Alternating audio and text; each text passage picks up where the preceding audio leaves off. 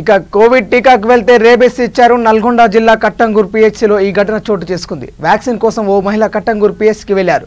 PHC భవనంలో సాధారణ టీకాలు ఇస్తుండగా పక్కనే ఉన్న ఆయుష్ భవన్లో కోవిడ్ టీకాలు ఇస్తున్నారు. ఈ విషయం తెలియని ప్రమిళ నేరుగా పిహెచ్సికి వెళ్లారు.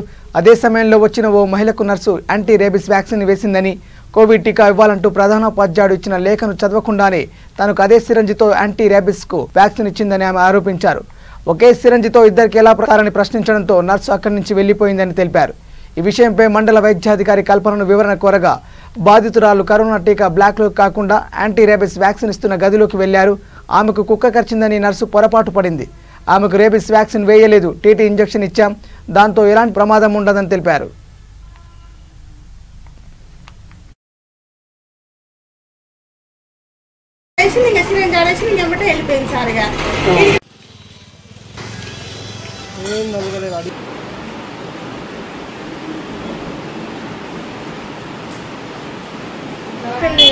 సార్ మరి అయితే నేను పెద్దపల్లె వాయిని బంద్ చేశాను.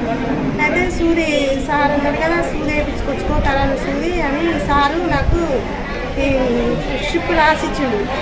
రాసిస్తే సార్లు అని మేడం కాడికి వచ్చిన.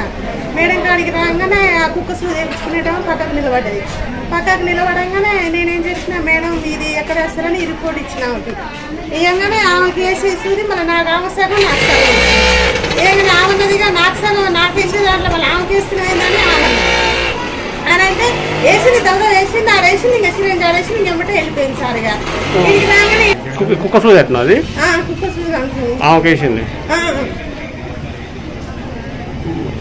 నువ్వు ఫస్ట్ కరోనా